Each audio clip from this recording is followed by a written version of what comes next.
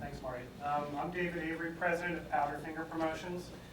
And, well, I guess I should go all the way back. I was born into a Southern Baptist family in California where we sing a lot of gospel music and hymns and old-time music. Everybody sang, and my grandfather could pick up anything and play it.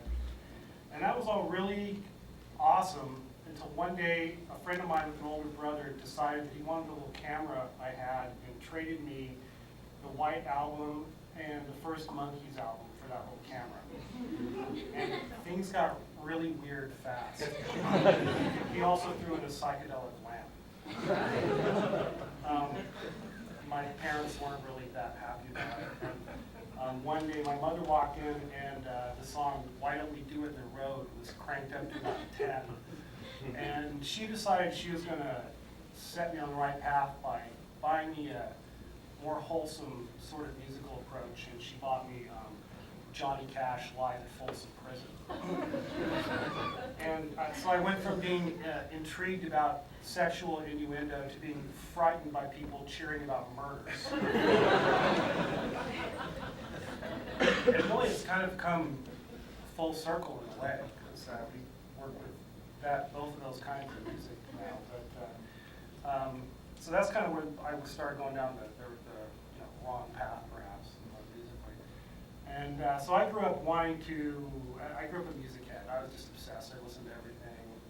I got really into rock and roll. And later on, I started discovering jazz. And country was kind of square to me, except for Johnny Cash. And ended up going to a Mennonite college in Fresno, California, Fresno Pacific College.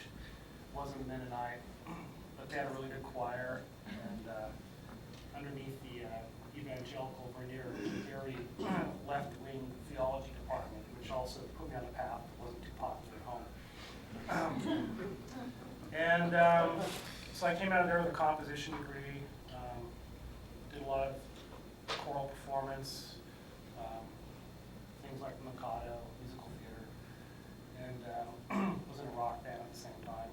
And got out of that and got a job as a classical music announcer at KVPR in Fresno, which had NPR, classical music, and jazz.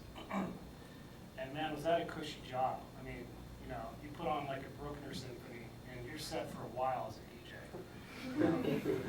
That's when you can go get your lunch and come back, and you're not even halfway through it. And then I got kind of bored with that, and decided to go back to school and applied to a few places, and New England Conservatory was one place that accepted me, and I'd never been to Boston, but I knew some people who were here going to school, and they loved it. So I moved here sight unseen, and did a master's in musicology over there, which was really, I gotta say as a student, was pretty mind-blowing. I was one of those people who went there, got mostly A's and B's, and I thought it was pretty cool and knew everything. And my first paper got handed back to me. Every single page was just trashed.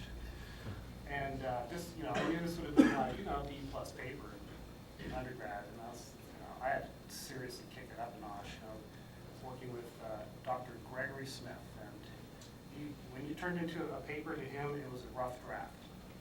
And he would shred it and hand it back to you and expect it to be improved the next day. And so that really put a really strong sense of discipline in me, and in terms of working academically. And I'd also done a lot, some physical labor. And there was a time when my dad decided it was a good idea to buy a ranch. I can just say that's a good experience to look back on.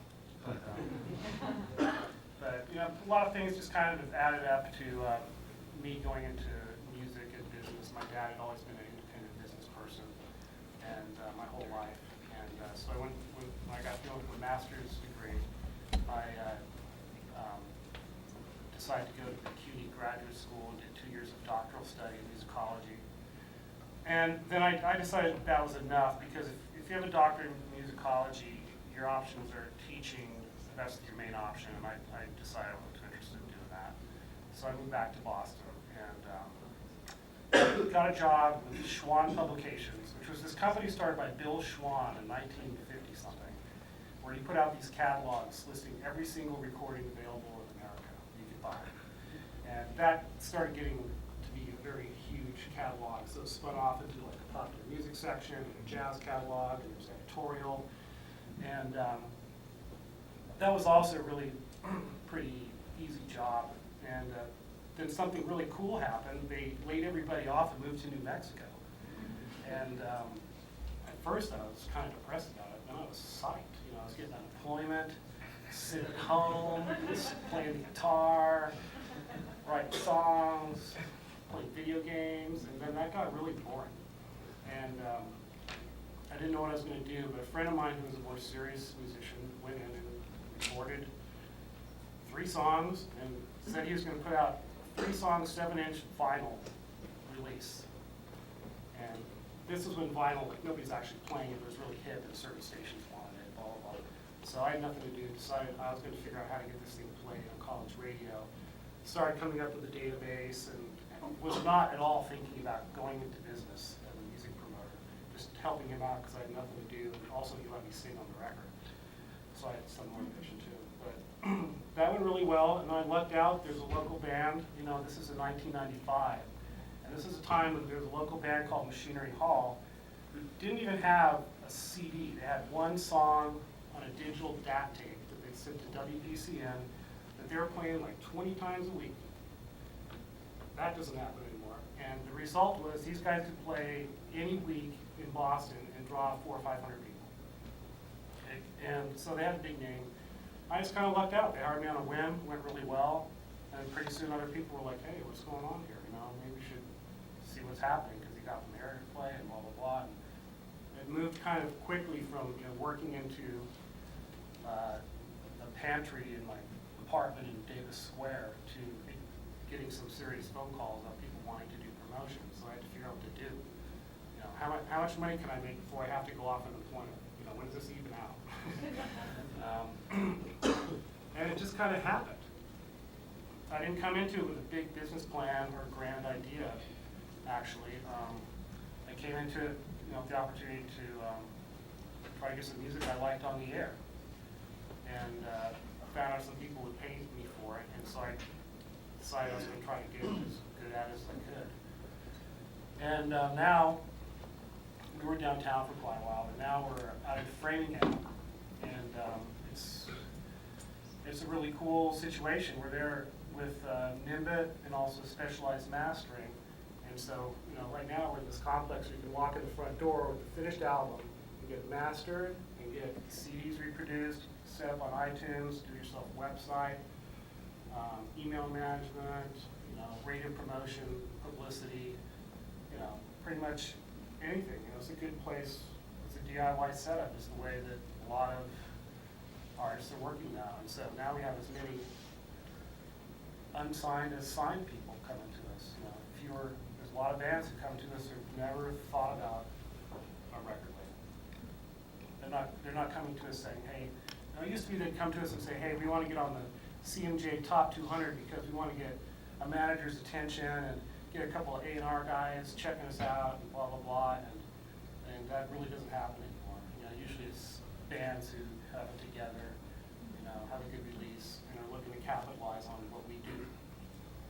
And so we hit about 600 radio stations in the U.S., college radio, community radio, and we also do publicities with national touring, CD reviews, some international press. And it's gotten to a point where it's really cool.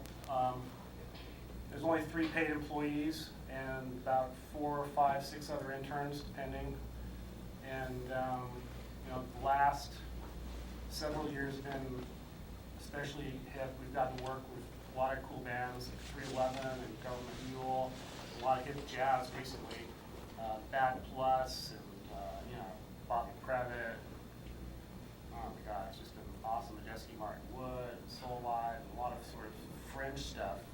You know, been working the live Marco Benevento CD, which is, you know, out there sometimes, and stuff like that. And really kind of pushing the envelope, you know, sending it to jazz stations and being like, you know what, this is good. Why don't you play it? It's not really jazz, really, but they're playing it, you know.